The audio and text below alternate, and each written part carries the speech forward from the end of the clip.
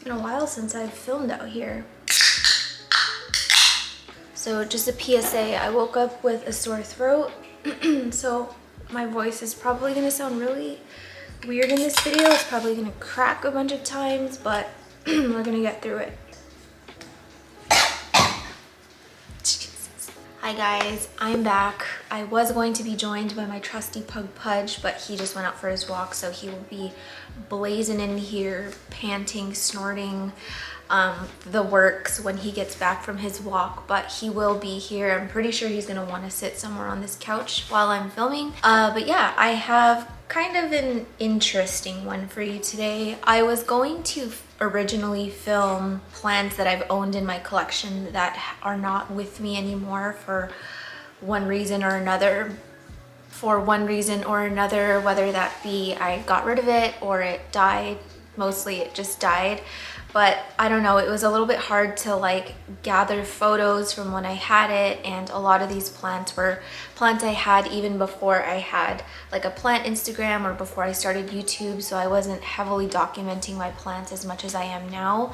So I decided to switch it up. Instead, I think I have 11 plants with one honorable mention, so 12 plants that I have in my collection that are growing seemingly okay, but that I don't quite understand like my other plants, meaning I don't feel as comfortable with them as my other plants. I don't feel confident about repotting them and propagating and just doing things that I would for like my other guys. Yeah, I just am not feeling that great about doing it to those, just because I don't really fully understand them yet. But they are alive, they are okay, and yeah, I thought I would just kind of feature a few of them and kind of tell you what I know about the plants, tell you the conditions I have them in, and yeah, maybe you guys are a lot more knowledgeable about these plants than I am, and you guys can, you know, give me all of your wisdom and your experience with them, because yeah, while they are not dead, I feel like they could be doing much better. So yeah, I thought this would be an interesting video, since I feel like I'm constantly showing plants that I love and my favorite and plants that are doing really well for me. I just don't want to give the impression on this channel that I like know everything about plants, or like I'm always just like succeeding. I am really trying to interweave a lot more of my struggles with plants on this channel as well. So yeah, that's what today is going to be, and let's just pull out the first plant. The first one is not one that you guys have not seen on this channel before, but I have featured it a few times. I featured it when I first acquired it. I think I included it in a favorites video, and I don't know, you probably have seen it in like a few week of plant to-dos and things like that. But this is a Euphorbia globosa, and it's something. It's not dead, it's not unhappy, but I'm featuring it because I just don't know what I'm looking at, really. I don't quite know what the growth pattern of this thing is. So when I first got this plant, it was just these tiny little things, right? They were like little balls, and I don't know, my first impression was more of these little balls are just gonna form, and it's gonna be just like this cluster of balls.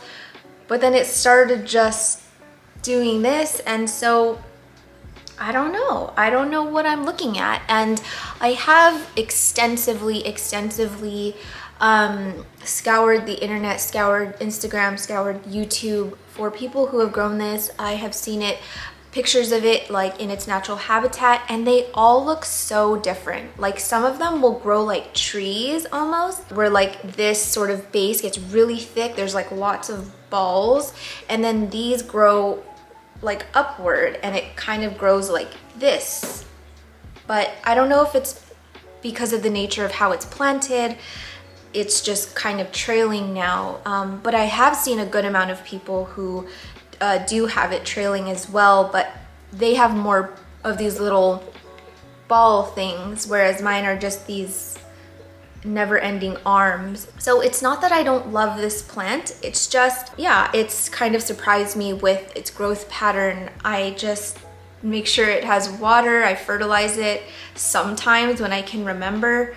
But otherwise, I don't really know what the end game is for this, nor do I know if I'm even growing it correctly. This is more of a soil plant. A lot of people have this in like a succulent cactus mix, something that's really sandy, something that's really well draining, aerated. But yeah, I've got mine growing in pond, but you know, it's grown so much since I've gotten it that I'm like, okay, well, I'm already sort of forcing the plants in my collection to grow the way I want it to grow, or grow in the substrate that I want it to grow in. So I don't see why this one would be any different. But yeah, it's just, this is just one that stumps me. I do enjoy it very much. I just have it sitting on that shelf back there. It's not getting any kind of light from grow lights or anything. It's just getting whatever's diffused in the apartment. So not getting a ton of light, and I don't know if that's maybe the reason why it's growing this way,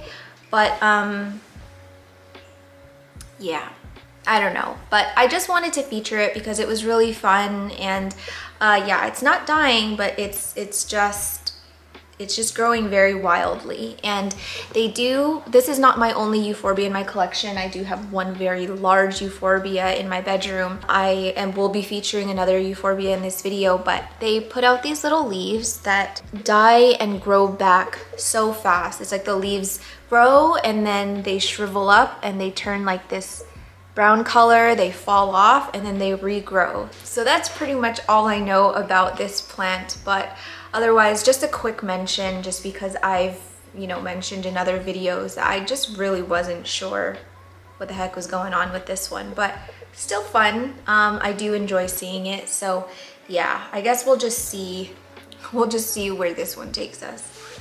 This next one already looks dead, but it's not. This is actually a Cynanchum marnierianum, also known as the bundle of twigs plant or bundle of sticks plant. It is a leafless plant that just puts out these sticks, these twigs that look seemingly dead, but it's not. This one is looking deader than usual, and it actually has been struggling quite a bit because surprisingly this one got mealybugs, and it was like bad. It was really, really bad. Yeah, this one has definitely seen better days. I'm probably going to trim this one back a lot because there's a lot of like sort of sticks here that have completely dried out and are just totally dead. Otherwise, it is still sort of hanging on strong. I really thought that I would have killed this by now. This plant is actually, I believe it is native to Madagascar, and it tolerates full sun, although I have it on my shelf back there, again, getting just diffused light from whatever is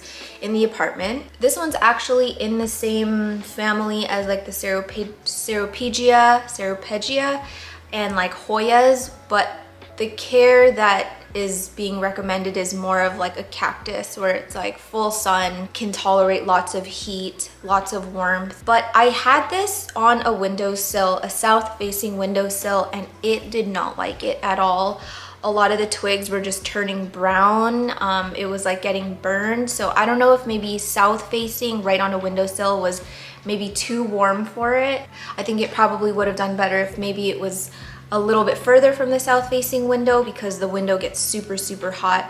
I do believe our windows are double pane, but still it gets really warm. So yeah, I don't know. This one is just kind of living despite being attacked by mealies. I probably will trim back pretty far back and just get rid of all of this down here and start over. I might actually repot this and get it into something a little bit more dense.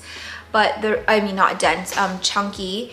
And the reason why I actually still have it in here is because despite being very far from my window, like not really getting any light or a ton of warmth, this dries out so fast. I'm like, where is it all going? Like, there are no leaves. Where is it all going? And even when I water it, it looks the same. I never know when it's thirsty. It just always looks dead like this. So this one just really truly has me stumped. I'm just not quite sure ever what I'm looking at. These little twigs were a lot more plump when I acquired it, so I know that it's not happy. So this is one that I'm going to rehab soon. I think I will get it in a much more chunky mix. I might try something with drainage. and we're just gonna switch it up. We're just gonna switch it up a little bit, and I would really love to see this one glow up just a little bit because it's not happy. But yeah, I would love anyone's care tips on this, and let me know what kind of conditions you have it in. I really thought that this was one that was going to be super easy because I have, oh my gosh, my voice is going. I have seen this a lot on Instagram, and people just have it on their shelves and just kind of have it wherever. It's not one that they seem to be stressing a whole lot about, but yeah, this one just does not like me. I feel like I can never get the watering right despite not being in drainage holes. I know that it's not, I mean, I know that this doesn't have drainage, but it's like when I water it just a little bit, like I normally would with my non-drainage plants, it just, all the water is gone within like 2 days. And then if I like really give it a good soak, it's like the water sits down here for, I don't know, too long, and I'm like, okay, so what is it? I feel like this is one of those plants that is like, you gotta water me like medium. What the hell is medium? So here's the game plan for this one. Like I mentioned, I'm gonna repot it. I'm gonna get it into a chunkier mix. I'm gonna put it in drainage holes, and I think that I will try, and I think I might move it to my bedroom where it gets a good amount of like indirect south-facing light on a wall, just because it'll be getting a lot more sun than it is over here, and maybe it'll like it, I don't know. But I do need to treat this for another round of mealybugs because I can see some still, and it's actually grossing me out quite a bit. I can handle a lot of bugs, but mealybugs are one that still like thoroughly gross me out so bad. I just think they are the most repulsive looking things ever, and I'm just not into them. So yeah, this one needs some major love. My child is home. Do you want to film, bud? Your friends miss you. Maybe you can sit on the couch. Hi, Buster. You look so cute. Did you have fun? Did you see any of your friends? No friends, but... Aww. Whoa! Go drink some water. Go drink some water. Oh my gosh, water all over the floor. Come here, bud. Hey, come on. Do you want to go say hi? Look, I'm filming. You want to go say hi? Come here. Okay. Oh my word. It's getting its treat. Where's your mom? God, my cuticles are awful. No, you don't want to? Okay, that's fine. That's fine. You only film when you want to film. Are you going to be in the office? Really good. Doesn't matter as long as you shut the hell up. You can take him in there with you. I don't think he wants to film. He's gonna cry. Life with boys. Ooh, boys. Okay. So the next one on the list is this Philodendron billietiae AF, also called the Philodendron leader red. I don't get it. I really don't get it. It's strange because the Philodendron billietiae, for me, is one of the most easygoing, carefree, set it and forget it plants. This one is, this one's like the evil stepsister. So what you're looking at here is spider mite damage. This one was attacked pretty badly. It also had thrips for a little bit, and you can kind of see a little bit of that like coppery yellow thrips damage on it, and then also in the front, but it was mainly attacked by spider mites. But yeah, besides that, even without any pests, because I have had this, gosh, I can't remember when I would have imported it, maybe 2020, maybe early 2020. And both Alice and I struggled with this plant. I don't know what it is. It does not like anything. I have tried soil, I have tried pon, I have tried moss. It is back in pon. The thing with this plant is that, for me, in my experience, it's like, I'm actually surprised it even has this many leaves at once, but for a long time, my plant was always just like a 1 or 2 leaf wonder. It was just whenever a new one came in, the old one died off. It didn't matter if I was fertilizing, it didn't matter what substrate it was in, it didn't matter if it was in the tent, in an exo, it just did not matter. It was like, as soon as a new leaf came in, it's like, I'm done, the next one, it's gone. Also, this plant just, I've had it on a pole before. My old one I had on a pole. I have another one of these on a pole, and it doesn't want to size up. The leaves just get more and more sad and pathetic looking. I have given this thing like a full drink of CalMag. I give it liquid gold leaf. I give it myco. I give it everything, and it hates me so much. And honestly, the feeling is a little bit mutual, but the only reason I keep it is because there are some plants that I honestly feel like I just keep out of spite, because now I feel like it's a competition, and I'm featuring another one in this video that is exactly the only reason why I've still kept it in my collection. I take it very personally, and I don't know, I love a good challenge, but sometimes you reach this threshold where you're like, I'm irritated just even looking at you. I'm irritated that you're taking real estate in my home. But this is one of them. And honestly, I think that Jing gave this to me because she was like, take it. I'm over it. I don't know what it wants. And so here she is, in all her pathetic glory. Just, I don't know. Guys, that's really all I have to say about it. But let me throw up a photo of a more mature specimen. It is incredible, it's beautiful, it's everything that I love about philodendrons. The leaf shape, the texture of it, the venation, the lobes. It is 100% my kind of plant, and I'm actually quite sad that I can't quite figure this one out. And I'm not gonna give up, because I still am determined to kind of at least get a decent looking specimen. I will say that it's held on to way more leaves in pond.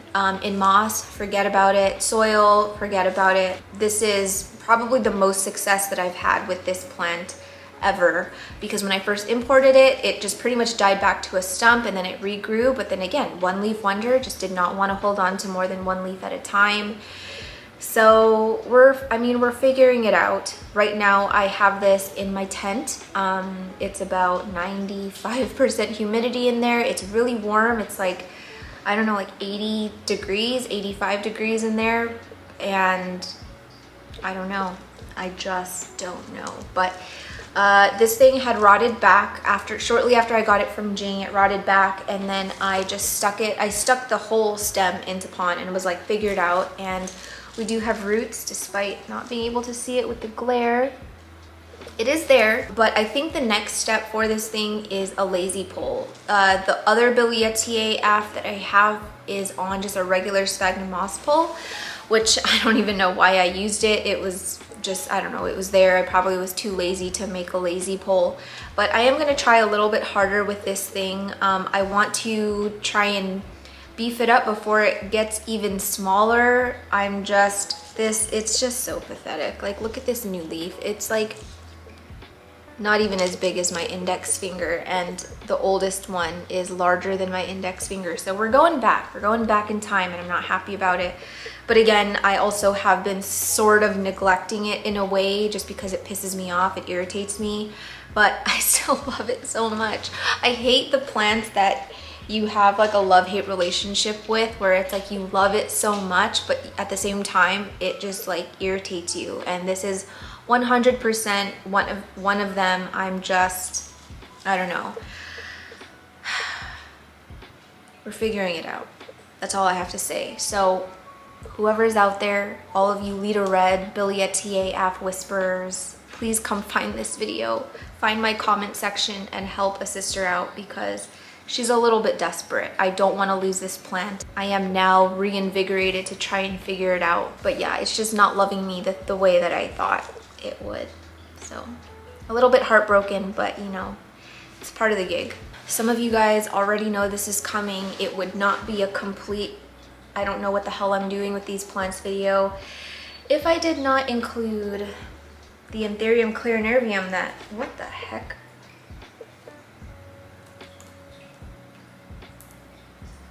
What is happening? Look, so it pushed out a new leaf right here, but it's also pushing out an inflow, but it looks like a leaf.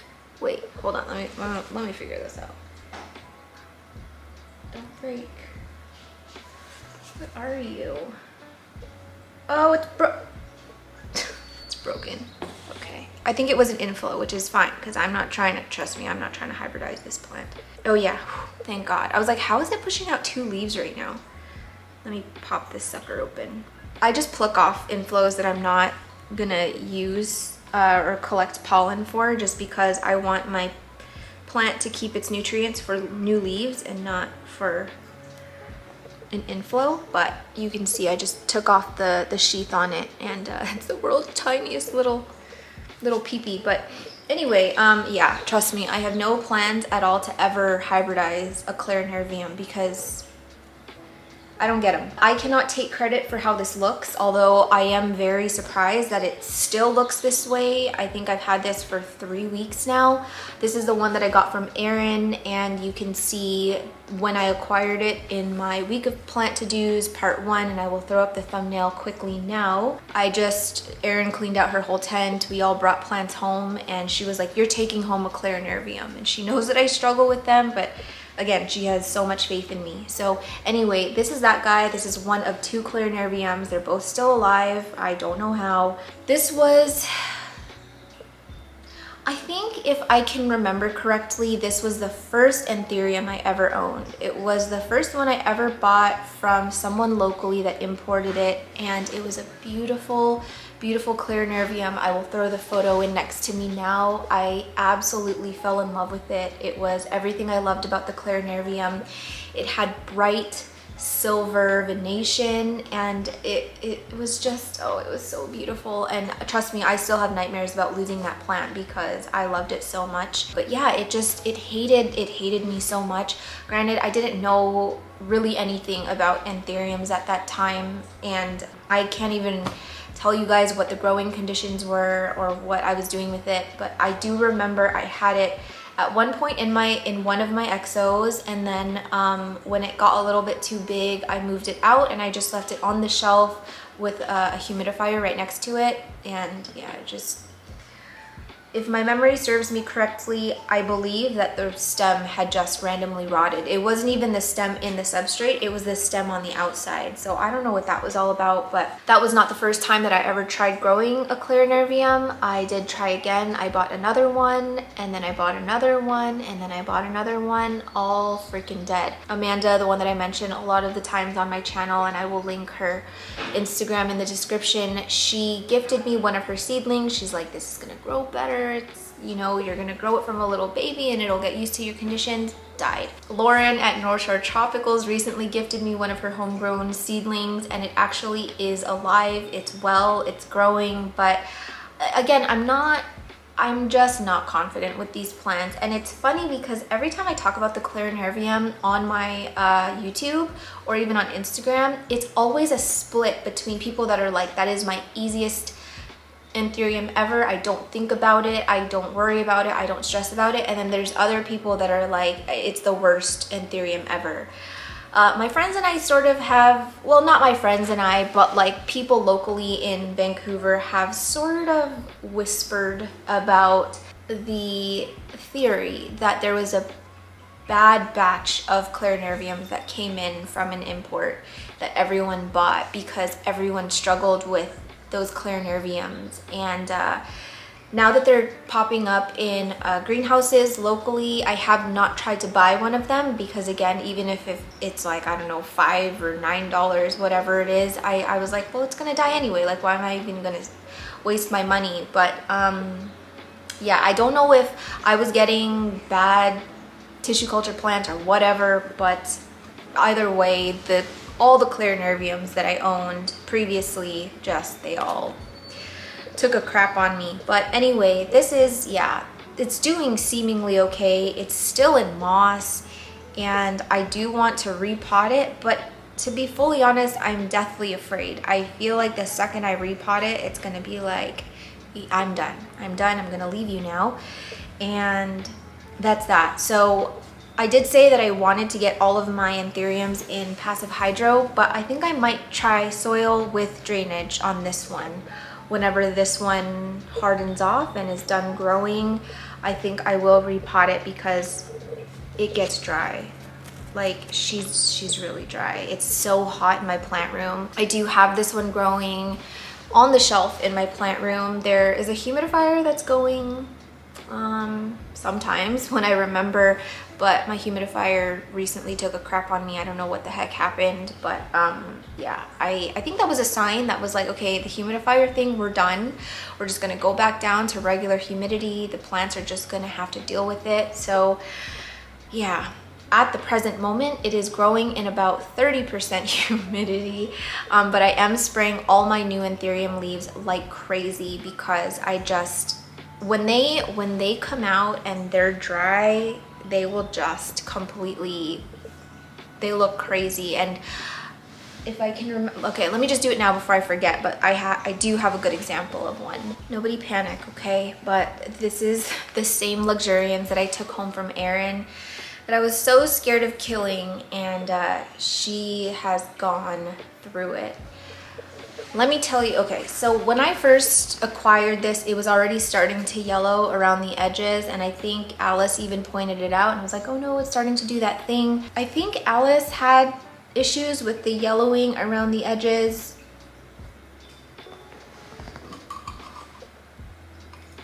My voice is going. I think she was having trouble with yellowing around the edges until she moved it to Pond, and I think she chalked it up to something maybe about pH, and then also just irregular watering, meaning like when it was in moss or whatever it was in, it was just it did not like to be dried out. So I do still have this in what Erin grew it in, which is moss, and I don't really like growing my Anthuriums in moss anymore, but I think it enjoyed Erin's tent because surprisingly hers was very cool. Her tent was not warm at all, and it got really cold at night, and I think her Anthuriums loved it. And so when it moved to my house, it came out of the tent. I don't have space in my tent to put this in. It's now just living in my plant room, very hot, dry, and it's just kind of living in the conditions that I give it. Hi, Amelia. Where's Tay? Hold on, I just gotta wrap this up really quickly. So before I jump on this FaceTime call with my family, I just wanna quickly show you guys the leaf I was talking about. So this moss dries out really, really fast, and I did not even know this new leaf was coming. And typically I like to spray new Anthurium leaves when they emerge, especially in dry conditions. But this thing just, it hated everything. So yeah, just, we'll come back to this as soon as I'm done with the call. So be right back. Okay, I have had lunch, so I am so sleepy. But we are gonna get through this, and I think where I left off was this luxurian. So yeah, I was just telling you that like when you let an Anthurium dry out at any point while a new leaf is growing, more likely than not you're gonna get a leaf that looks very mangled and gross like that. So I do want to get this out of moss. I mean, it has grown well in moss up to this point, but I just have to consider that the conditions that I'm giving it is much different than Erin's. So yeah, I've got to handle this one soon because it is not looking great. But to be honest, I'm actually quite happy to see some of these fungal spots drying up, because before it was just this bright yellow, it kept spreading. And so now I'm kind of seeing that it's like sealing off, which I'm very happy about, but like that looks super fungal to me, and it actually kind of grosses me out a bit when I look at it for too long. I don't like it. So yeah, that's the tea with that. And I don't even remember why I was even talking about that, but I guess I'll remember when I look at the footage.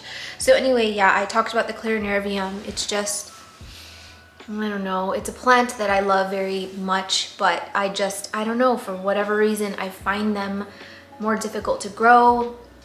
I find that even if you're giving it good lighting, meaning like it has a direct light source, Sometimes the petioles get really, really long. A lot of the leaves will just kind of turn to mush as it emerges out of the caterpillar, regardless if it's in high humidity or not, or you spray or not, or if there's airflow, it just kind of melts off. And that's just been my experience. So it is a plant that I'm not gonna give up on now that I have it back in my collection. Some people have given me some advice about what they do for their clarinervium, so thank you guys for always being so willing to, like, you know, help me out when you can.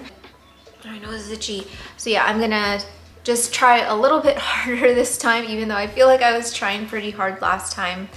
But I guess we'll see. And if it goes downhill, if it declines, if whatever happens, I will definitely keep you updated and just kind of keep you updated on my clarinervium journey. The next one is such a precious little angel. I have loved this plant since the moment I laid my eyes on it, and I used to have a much larger one, but my mom also unfortunately fell in love with it when she saw it, and when she was here she was like, oh, if you can propagate one for me, I would love a piece of it. But again, like I mentioned in the beginning, these are plants that I don't know really anything about propagation, or I mean, obviously I know how to propagate my philodendrons, but some of the other ones I don't feel as confident just taking a cutting and propagating. I think Pudge wants to come sit out here. Come sit down. Come sit down with me. Okay. There we go. Okay. Come in. Okay. I know. Okay. I know. It's hot in here, huh? Okay, so yeah, like I mentioned, I just don't know how to propagate this. I don't even know how it can be propagated because it grows from a tuber, which is this little potato that you see down at the bottom. So yeah, I just gave her the whole thing, and I knew that I would be able to get another one much easier than she could. Sorry for the noise in the background. Search and rescue has been kind of circling this area for a while. I don't know what they're looking for or who they're looking for, but it's quite concerning. What I know about this plant is that apparently it's a seasonal plant, meaning the leaves grow, and then when it's time to go dormant, it'll drop all the leaves, and then you're back with a tuber, very similar to like a Stephania erecta. I'm gonna open the window because it is actually quite hot in here. Again, yeah, it is a succulent, but it's like a seasonal succulent, so the leaves will die back, the flowers will die back, and then you're just left with a little potato again. So when it is actively growing, when it has leaves on it, they say, I'm gonna fix the angle since Pudge is not here anymore. Like, the recommendation is that you keep the soil always damp, not wet, just a little bit damp. Just make sure there's always some kind of moisture in here. But when there are no leaves and there's no foliage, there's nothing, to also keep at least the soil damp, so that, oh my gosh, now he wants to go back in the bedroom. So that the tuber, like, make sure that it's always damp or has some kind of water around it, so that the tuber doesn't dry out, because this thing can basically just dry out and become hollow essentially, and then you can just crack it like a walnut. It's one of those things where it's like, okay, don't keep it soggy, but don't let it dry out completely, but don't let the roots like always sit in water. It's like, and then they're like, oh, just mist the soil, but don't get the mist on the leaves or on the tuber, because it's very susceptible to crown rot or like mold. If you're wondering what crown rot is, it's basically like a soil-borne fungus that I believe they say is basically always gonna be there, and it attacks the woody parts of your plant. And I'm gonna throw in a photo of my Dracaena marginata that was not doing well for a long time, and what I kind of chalked it up to was that the soil line was too high, and I was watering around sort of where the base of the trunk is. Once I uncovered it and I took the soil down a little bit lower, I noticed that like the bark was mush, like it was soft, and I was like, oh crap, I'm gonna lose this plant. And it is one of my favorite plants in my entire collection. So you can see in this photo that it's like dark, and it just does not look like the rest of the trunk, and it has stayed this dark blackish color basically ever since. Plants like that have sort of this like base, like a woody base, are susceptible to things like crown rot. So you're supposed to water around the substrate, but not actually water like on the actual woody part of it. So this is one of those plants, like when you water it, they recommend that you not like actually water the whole plant. Like, why did I do that? Water the whole plant. Don't get like moisture or like water on the leaves. Don't get it on the tuber. Just make sure you're getting the substrate. So for this plant specifically, I have to use my, what is it? My squeeze bottle, the medical squeeze bottle with the little nozzle, so that I can water just around the edges here. I think that whenever the time is that I decide to repot this, I will get it in something a little bit wider so that it's easier to water, because it is quite difficult to water this one as is. And although it's classified, I think, as a succulent, it actually prefers partial shade. So right now I do have it in the Mills bow, but it's shaded under one of my alocasias. So it's not getting like direct light from the grow light. But even if it was, it's not a very strong grow light. It's only like 10 watts or something. So yeah, it's not like I'm blasting it under like southern facing light, or I'm blasting it under one of my stronger ones, like my 24 watt bars, or I think I even have like a 30 watt panel. Definitely lower light on this one. But yeah, I'm actually pleasantly surprised to see this new growth here.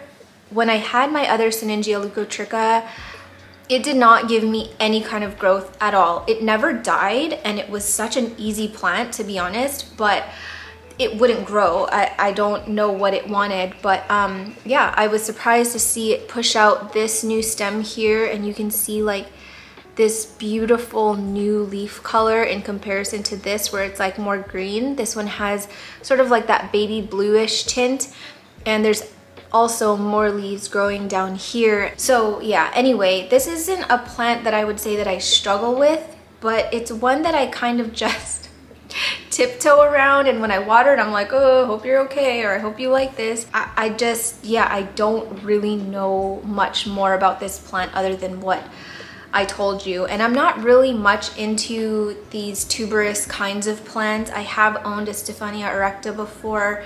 Just wasn't really my thing. And I think that like a lot of these tuberous plants, if I'm not mistaken, are either being like poached in the wild or are becoming endangered or something. I feel like I read something. So I just felt like I didn't need to promote those kinds of plants on this channel and make people want to buy it more. And so yeah, I just stopped buying those kinds of plants. But I don't know if this is classified under that, but yeah, I just had an opportunity to buy one from someone local, and I just love it so much. These leaves are just unlike anything else. It's honestly softer than a puppy's ear. It's just incredible. That's all I can say is it's incredible, and I love it so much. I hope these leaves get bigger, because the leaves on my other Sinningia were like probably this big, and it was so nice to just like feel the leaves. And I'm glad that it's growing well for my mom, and hers is actually taken off. I think she mentioned she's using this fertilizer, and I'll throw it up here. It's called Epiphyte's Delight. Such a cool, I wish that I made like a shirt or something. I would love a shirt that says that. But yeah, she's been using that for so many of her plants, and she says that they love it. So when I go back home, I'm definitely gonna take home a little jar or whatever of it to give it a try. In terms of fertilizing, to be honest, I'm not fertilizing this one a lot because I'm scared. I don't know I really don't know how much I'm supposed to be fertilizing it. So sometimes, like maybe once every few weeks, I'll just pump it with a little bit of fertilizer from what's in my sprayer, but that's really about it. Yeah, I think that's all I have to say about this one. So give me all your knowledge about this plant. This is one that I would love to see kind of glow up in my care, and I am quite sad that this is considered or is a seasonal plant, where like you can just expect the leaves to drop and like the flowers to drop, and the flowers are actually so beautiful. I think it's like this bright pink color. My other Sinningia flowered once, and they were beautiful, and I don't even know if I took a photo. I might have taken a photo of it, but yeah, it's just I'm not much into flowers. Like, oh, I hate Hoya flowers. I don't like how they cluster. I don't like how they just look like demogorgons to me, and they're just nasty. But these flowers are very dainty, very wispy, very whimsical, and I just love it so much. So yeah, this is a great little guy. This next one is one that legitimately makes me angry every time I see it, but it's one of those plants that I've kept around, like I mentioned before, just out of spite. And that one is the Homalomena Tie Splash. There's nothing that... I think that right now this is the most despised plant in my collection, but I just refuse to give up on it. And I can't remember if I repotted this on camera or if I did it in my own privacy, but yeah, I just recently got this one into tree fern fiber and perlite, and literally the next day, I don't know if it was just coincidence, but it started pushing out a new leaf. But don't be fooled, this thing is a rootless stick. There's not a single tiny root pushing out of this thing, and I don't know. I don't know what it wants. I think someone left a pretty lengthy comment about how they care for it, and I think they said to like never let it dry out, like ever. And honestly, I had it in moss before, and it was like all the way in the back of my grow tent. Because it wasn't getting a ton of light, it really was kind of always wet, but at the same time I don't think it liked how little light that it was getting. It is probably a mixture of just me not getting the conditions right or placing it in the, like, I guess ideal spot for it. I got this one as a much bigger plant. It was, I don't know, I think it probably had about 6 to 8 leaves. The leaves were like maybe 4 times this size. I think I got it from Erin, and Erin just had it, I think she just had it on a shelf, and she was like, oh, it's so easy, whatever. So I put it on my shelf. I was like, oh, so easy, whatever. And then no, it just kept dying, just dying. And honestly, I don't even know why it's still with me today. I'm pretty sure I've chucked this thing at a wall at least one time, and we just don't like each other. We don't get along. We don't have the same ethics and morals, and we just don't jive. We're not each other's kinds of people. I think that it doesn't die out of spite, and I have not gotten rid of it out of spite. So that's really like the only mutual agreement that we have come to, which honestly makes us both suffer. So yeah, I don't know. I have really nothing else to say about this one. I have owned a Homalomena before. It was one of the easiest going plants ever. It just needed water every once in a while. Didn't need a pole, nothing. It's a little bushy plant. You just shove it in a corner of your house and forget you have it. But this one, this one's a son of a... I don't know. That's what I'm gonna say. I don't know. The next one is a plant that I love very much, and I actually grew it from a seed, and I'm gonna try to not spill everywhere, but you can see the little chestnut down there, and it's so adorable. Yeah, I got this one from someone locally who was importing a bunch, and she was just selling the seeds at a very, very reasonable price. I think I got this seed for like $5. I'm not even kidding. Okay, so this is, I've heard it pronounced 2 different ways. One is Dioon edule or Dioon edule. I don't know. And I don't know enough about this plant. I don't really follow a ton of people that talk about this plant a lot, so I don't actually know what the correct pronunciation is. This one is actually native to Mexico, and it's a sort of palm-like cycad, and they grow really, really big. They grow sort of palm-like, kind of like self-heading almost, and then they grow like 360, and they get very, very large. I think that this is part of the, I believe, Zamiaceae family. Yeah, this is like just one of those like prehistoric plants that just have been around for so long, and they're just incredible. If you get a chance to look at like mature specimens of these, they're just mind-blowing. They're beautiful, and to the, I guess, visual eye, it kind of looks like these would be soft, but they're actually really rigid and stiff. They almost kind of remind me of a tortum. A tortum is slightly softer than this with a little bit more of a buttery texture, where this one is very like stiff and papery almost, but it's got like the slightest fuzz to it. You can kind of see it, I think, in this light, hopefully. I think you can see it more down at the base. This one is just really, really fun. And the first time I ever saw this plant was on Alina. I'm sorry, I don't know how to say her last name, but I'll throw in a photo here. This thing is gonna whip me in the face. I first saw it on her Instagram years ago, and she was just growing it out in her living room. And at first I thought it was fake. I didn't even know it was a real plant. And hers is just humongous and gorgeous and amazing. And I was like, I need that plant. And at the time, like, no one was selling it, no one was even talking about it, so I kind of just gave up on it for a while. And yeah, luckily someone locally was able to supply us with the seeds. I mean, despite all of that, I just really don't know a ton about this, and it's one of those where I'm like, okay, I haven't watered it in a while, I'm gonna water it now, and hopefully you're fine. This one is in a very chunky sort of succulent mix with drainage holes. I have it in my Rudsta here. The Rudsta is very, very warm. Isn't super humid, but it can reach about 55%, I would say, at like the highest. If I'm remembering correctly, this is a partial shade plant. So it grows on the floor, obviously, sort of underneath other larger plants. So that it is getting shade from those other trees. Although it is a partial shade plant, I think that it can withstand higher temperatures and higher heat. So I feel like the Rudsta is kind of that perfect balance for this.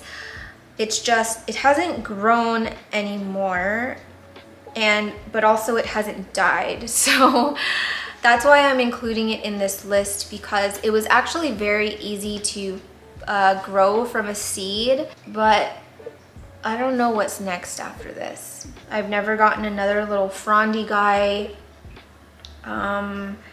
This is pretty much it. It grew this weird little thing and then it stopped, and I've had this for over a year now, and this is what we've got. So I don't know. I really don't know. But to be honest, I thought that leaves were gonna grow all along this little spine, but we just got it up at the very top. I don't really know what else to say about this, to be honest. So yeah, this is the Dioon, edule, I don't know how to say it, but I love it very much. It's a neat little plant. It makes a great addition to the Hoya cabinet, because I do like to swirl in a mix of other plants like ripsalis and orchids and stuff into there. So yeah, I kind of just have this one tucked in the back. I have another plant sort of sitting on top of it, and it's just acting like a background character. But yeah, hopefully I can continue to keep this one alive, and send me all your thoughts and prayers. Next one on our list is a Philodendron splendid, which, if you didn't know, is a cross between a Philodendron melanochrysum and a Philodendron verrucosum. I think, so I don't even know where to start with this. Okay, so I owned a verrucosum before I owned any of the hybrid plants like the Majestic and the Splendid. I struggled with the verrucosum. I found it a very, very tough plant to acclimatize. I found it a very tough plant to grow. And in general, it just became a plant that gave me more headache than joy. So I just got rid of all of my verrucosums and just said, you know, it's a plant that I can admire from afar and in other people's collections, but I don't think it's a plant for me. So when I had the chance to own the hybrid plants, I was like, maybe it'll be a bit easier because it's got like the hybrid vigor, it's got the resilience of a hybrid, and I've had pretty good luck with the melanochrysum. So I gave this one a whirl, and this was one of the first hybrids that I truly fell in love with. Like, I got a cutting from my friend Cami a while back, and it was this nice, big, gorgeous, beautiful leaf. And I'll see if I can throw in a photo next to me. I think I have it up on my Instagram. But that plant brought me so much joy, and it really sent me into a spiral of like philodendron hybrids and velvet leaf philodendrons. I was like, I love this plant so much, until I had to grow it. And I was like, what the hell did I get myself into? It's not so much that it's a hard plant to keep alive, but I find it very hard to size this plant up. I have had it on multiple kinds of moss poles. I've grown it in very, very high humidity, and I don't know, they just kind of stay like this.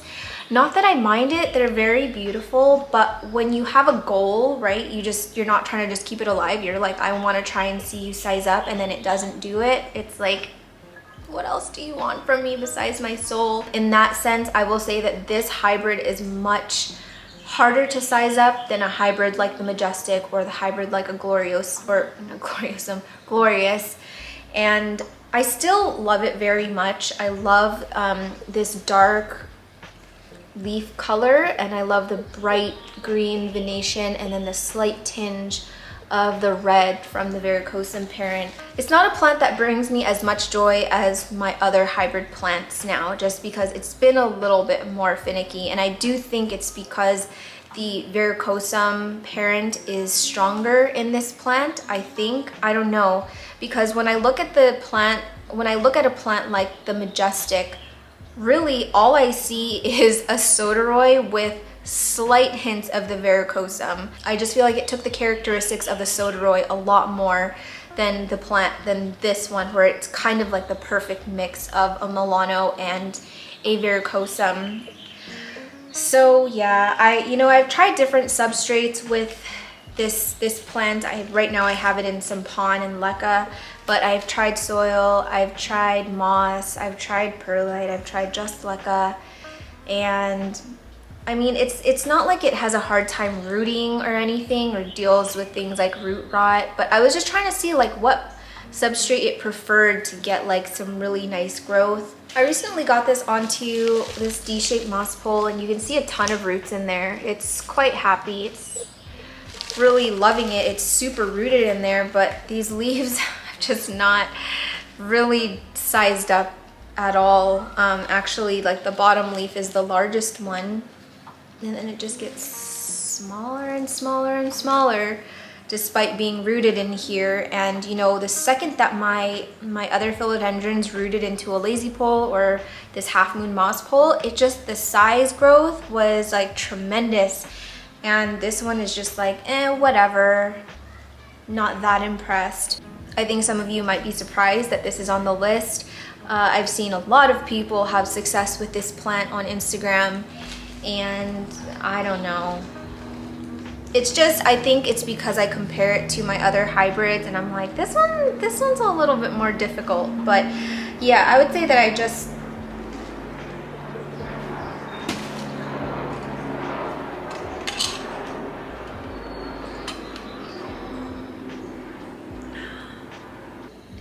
would say that I just don't really fully understand it the way that I understand my other philodendrons.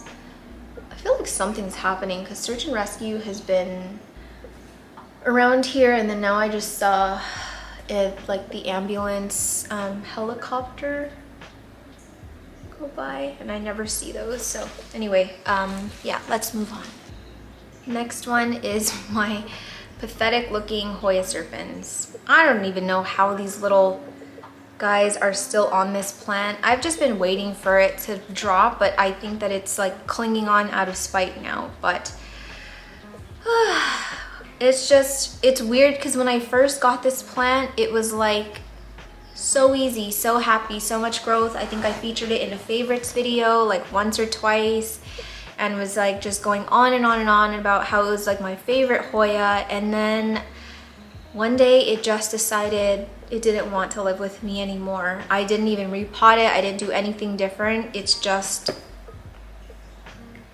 made an executive decision. So Yeah, this is what's left of my Hoya serpens. There was a ton of new growth while it was in this sort of rehab looking state. And then while filming and repotting, I knocked off the brand new growth and it just kept going downhill, and we've just never really fully recovered. So I don't know. I've heard that this is a more finicky Hoya. There were some people who left comments on YouTube videos or friends that would text me and say, you know, I love the Hoya serpens, but it's a more finicky Hoya for me. And yeah, I'm definitely feeling its wrath now. It just blows my mind when I see like the big pots of them, like the big trailing pots of them. And I feel like it's either like you've got it or you don't. And I don't have the magic touch for the serpens. I definitely don't. And I don't know. I still love it very much. I just love how they look like little hairy little coins. I love the very compact growth pattern. I love the way it cascades. I love the fuzziness. I love this plant so much.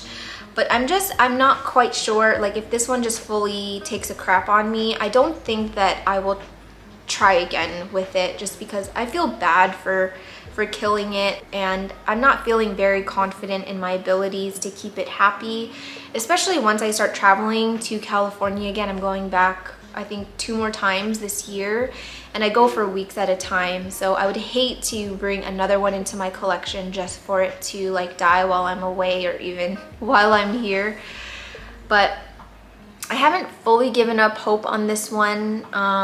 I'm just kind of hoping she makes a comeback, but I do think I'm going to get it out of here because I do believe a lot of the roots had rotted from when I repotted it last.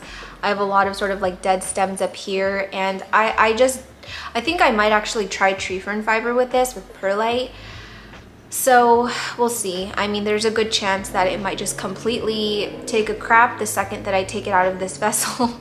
But I think I've already accepted that there's a good chance I might lose this plant, and if I do, I will be very sad. But at the same time, I am not really interested in keeping plants in my collection that stress me out a lot.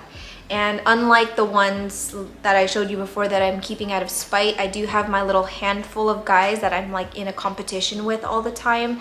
But otherwise, for plants that are just around, plants that I want to keep, I don't want any plants that just give me grief all the time. So if this is going to be one of them, I think I'll just opt out and again just enjoy it in other people's collections. So that's all for Mr. Serpens.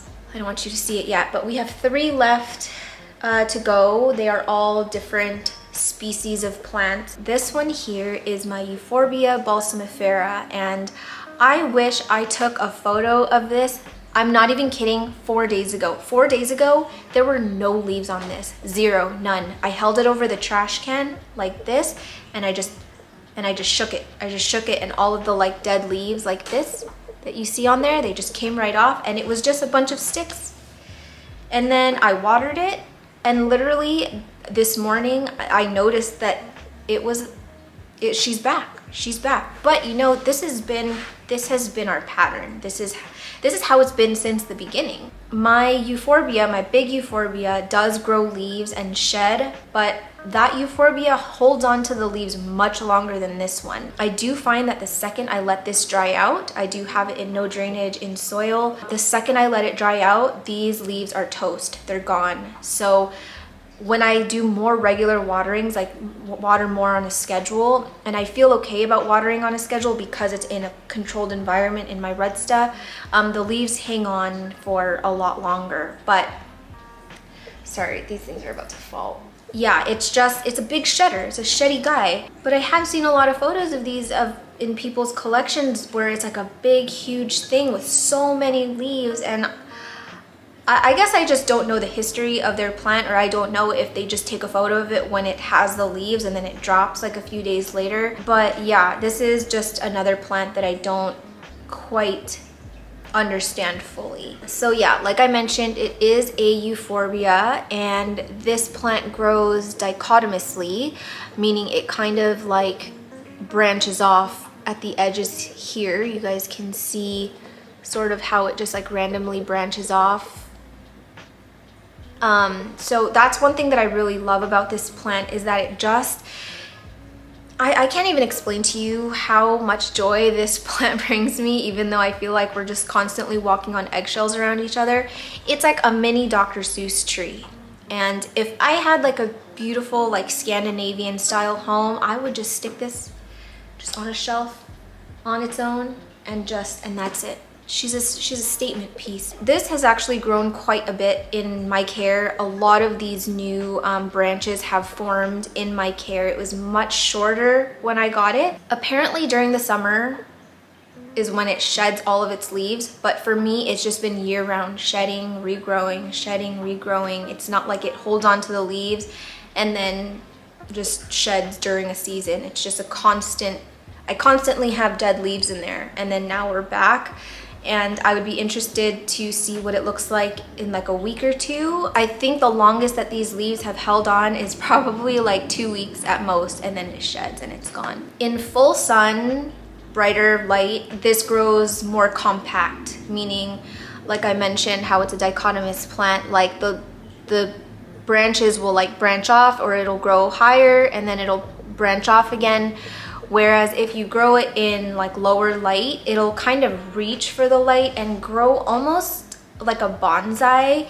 And honestly, all of the Euphorbia balsamiferas that I saw on Instagram were growing like that, and that's what like sucked me in. I was like, oh my gosh, I need that plant so much. Like, I just want to put it on a windowsill and just have it on its own. I was surprised when Alice brought this to me, and I was like, oh, it's growing straight up like a tree. It's not sort of doing the thing where it like reaches for light. So I think it's because I've always spoiled this with light, and I didn't do a ton of research about it for the first, I don't know, like few months that I had it, and I just always kind of gave it the conditions that was recommended for it. So I don't know, I would be kind of interested to see if I like deprived it of some light a little bit, if it might sort of do a cool thing where it goes off on to the side or something. But otherwise, I don't know, it's a cool plant. It is definitely one of the neater plants that I have in my collection.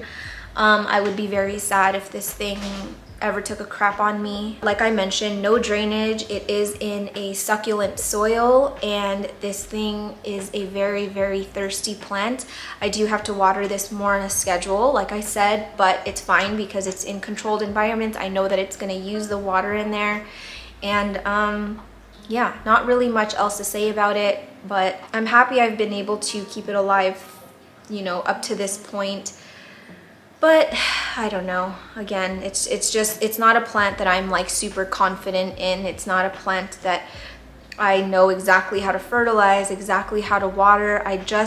Yeah, we're just kind of always on eggshells, but I love it all the same. It's such a cool plant, and if you ever have a chance to get your hands on one, I definitely recommend it. I think it's really nice to sort of break up this heavy aroid hobby with really neat plants like this that you can enjoy in a different way. And yeah, I just would love to see this grow into like a huge tree. And I honestly wish I could grow this outdoors, but I live in Canada, so I don't think that that would be possible in the winter months. But otherwise, staying inside with me, and I'm happy to let it take up some real estate. Oh, it's such a pretty day. I wish that we scheduled like a hike or something.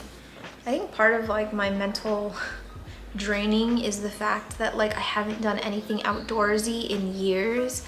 I am used to going camping several times a year and like going on hikes often because, hello, grew up in California.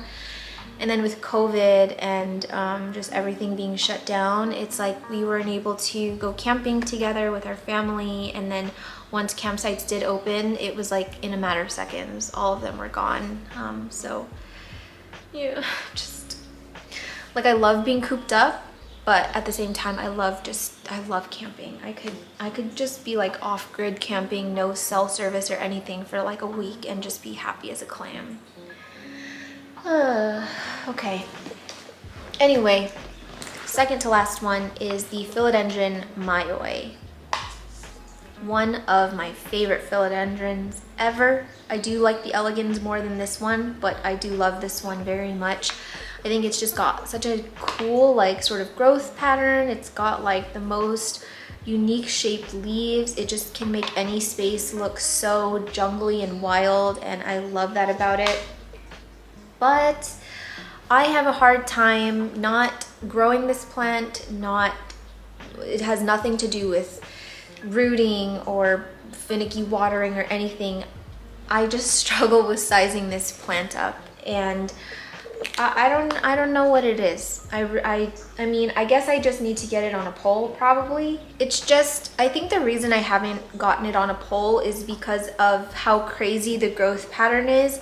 All of the mayois that I've owned historically have just grown sort of like 360, and I think Aaron's big mayoi, which is not on a pole and is growing really well, is also growing 360. So I've always felt kind of weird about putting this on a pole and sort of restricting it this way so that it's only growing that way. So yeah, I guess it's just one of those things where I just have to like give in to something that I would not naturally want to do and just finally put it on a pole. I do need to get my elegans on a pole because it's pushing out a new leaf and all those aerial roots are going crazy, and I have not done anything about it yet. Yeah, this is the one that I got more recently from Lauren at North Shore Tropicals, and she knew that I was after a mayoi, so she saved some of the big boys for me to pick from. And yeah, I don't know. This caterpillar is so tiny. It's so small. I think this new leaf that comes after this one is gonna be like this big. I'm not even kidding. So I think maybe this week I'll make it a priority to put it on a pole. I am fully expecting maybe 3 or 4 leaves to be much smaller than these. And then hopefully I can get some good sized leaves. I just wish that this is one of those plants that didn't necessarily need a pole to size up, like the billietiae, just because I like the flexibility of just sticking it on a shelf and letting it sort of hang over the edges and just grow wherever it wants. I don't like moss poles in the aspect that you are limited to where you can put it in the house, and it just adds that element of something that you don't want there. Like, you guys will notice I only have 1 plant or 2 plants on my plant shelf at the very top that have lazy moss poles, and even then I don't really like seeing it up there. So yeah, I don't know. I think that if I did get this one on a moss pole, I would have to try and find space for it somewhere in an exo. It's still a cool plant. I love it so much. I think that this is a plant that I will always try and grow in my collection if I can. I do have a couple rehab mayois right now, and I don't know, they just don't really love me as much as I love them. But again, it is probably the way that I'm caring for it. It's probably the lack of a pole. And yeah, someone had commented on my other videos saying that a mayoi was a crawler. Not a crawler, it's a climber. So yeah, I don't know, we'll see. I definitely have some sort of,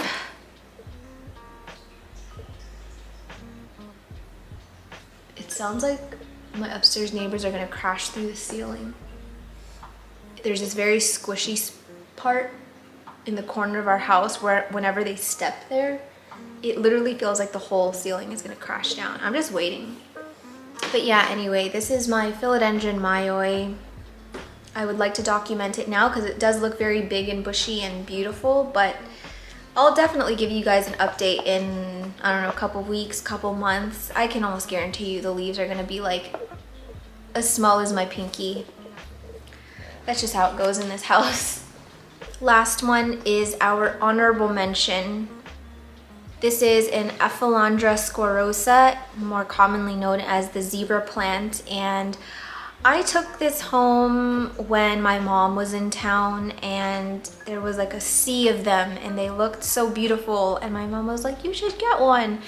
And I did, even though she warned me that she had killed hers before. And when I posted it on my Instagram, everyone was just like, RIP, it's gonna die, you're gonna hate it. And honestly, it has been an uphill battle with this thing. But I'm mentioning it in this video because as much as we hate each other, I flip this thing off almost every single day. It's like our little routine. I wake up, I make my coffee, I look out the window, do my affirmations, and he's sitting right on the windowsill, and then I just flip him the bird real quick, and then we go our separate ways. But I feel like I have finally figured this thing out, and truly the only thing it is water. This is the thirstiest plant in my entire collection. I water this thing maybe 2 to 3 times a week. I'm not kidding you. I've had this in multiple places in my house. So it started off on this shelf and it was much smaller. You can see sort of where the leaves were down here. So it was probably down to here when I got it, and it fit perfectly in the shelf, but it was being blasted by the domia lights. So guys, I'm not kidding. It was like 3 times a week had to water it, and it's in no drainage already in a succulent mix or in an aeroid mix. And yeah, it just dries out so fast. The leaves sort of turn a light green color. They droop all the way down and they just look so sad. But the second you give it water, it's like after an hour, just perks back up. So then I said, okay, when it started outgrowing this shelf, when it got too tall, I moved it into my bedroom where it is getting light. I have a big south-facing window in there, but our curtains are closed pretty much all the time. So it was getting very, very diffused light from a south-facing window. But even then, just dried out all the freaking time. And I was like how much water can one plant use and take, considering it doesn't even grow that fast? So now I have moved it into my kitchen, and the reason it's in the kitchen is because I can easily just get some water from the sink and just plop it in here and not have to really go all around the house and whatever. So magic recipe for this one has been an east-facing window, so not too bright of light, but just bright in the morning, and then the rest of the day it's cool as a clam. I'm watering this right now really like 2 times a week, but I think when the summer comes, it can probably take water, like a little bit of water every single day. It does not like to fully dry out at all ever. I feel like this is one of those plants that can always sort of have like somewhat wet pants, not like soggy, but still have some kind of moisture in here and not be like other aeroids where they can go longer periods of drought. This is not a drought resistant plant in my experience. It's one that will scream for water the second it runs out. But yeah, that has been my secret recipe. I do still get a bit of these browning edges, but I am not worried about that at all. I don't really care about it. I think it's because sometimes I just forget to water it even though it's in my kitchen. So now I'm trying to make it a habit that whenever I'm like drinking water, or I let like a cup of water sit out for too long, instead of dumping it into the sink, I will just dump it into this guy. And I can feel it has a lot of water in here right now, but she's really, really happy and perky. I think I just watered this one yesterday. I believe this is part of the Acanthaceae family. It's native to Brazil, southern Brazil. It is a humidity loving plant. This thing would love being in a greenhouse, but I was like, I am not putting this thing in a greenhouse. No way, you are not taking up real estate in my greenhouse. You're just gonna live in what I give you. But luckily my apartment, it isn't humid, but it's very warm, and I think that this one really appreciates the warmer temperatures. So I'm just gonna have to keep an eye on it come the summer, because the windowsill does get quite hot. So there's a chance I might need to pull it back just a little bit. But other than that, yeah, I mentioned the soil. It's in an aeroid mix, although I think a plant like this would appreciate something more like an African violet mix, something that has perlite, sphagnum moss, vermiculite. What else is an African violet mix? I don't really know. I haven't done a ton of research. I'm not an African violet person. I don't really enjoy them that much, but I have sort of, I had wondered what was in that mix just for the sake of seeing what the difference was. But yeah, I think the second that I get this one repotted, I am going to put it in something that is clear so that I can actually see the water levels in here. And I think I will put it in something slightly more dense. Maybe not like my full aeroid mix, but something with a little less amendments so that it can retain and lock in a lot of that moisture for longer. But it is slowly turning into a tree. You can see this little stem. It's getting tall, and there's always new leaves on the way. They grow very, very slowly though, incredibly slowly. Like these new leaves take probably like 2 to 3 weeks to fully harden off. But you know, I wanted to mention this as more of an update, or for people who might be struggling with this plant. I think that I have it sort of figured out, and it's really just water. Just don't let it dry out. So anyway, that is it for all the plants. I hope you guys enjoyed it. I would love your feedback in the comments. I would love all your recommendations in the comments. You know, I am not the perfect plant parent. I don't know everything there is to know about plants. I am constantly learning. I learn so much from you guys. I learn so much on Instagram and from other plant YouTubers. So I really appreciate all the content that is out there for people like me to also take in. So if you have any advice for any of the plants that I featured today, that is more than appreciated. But yeah, other than that, I hope you guys enjoyed today's video. Thank you guys so much for being here. Thank you to all of the old and the new subscribers. If you liked it, please don't forget to give it a thumbs up because it helps Pudge and I a lot on YouTube. So yeah, thank you guys again for watching, and I will see you in the next one.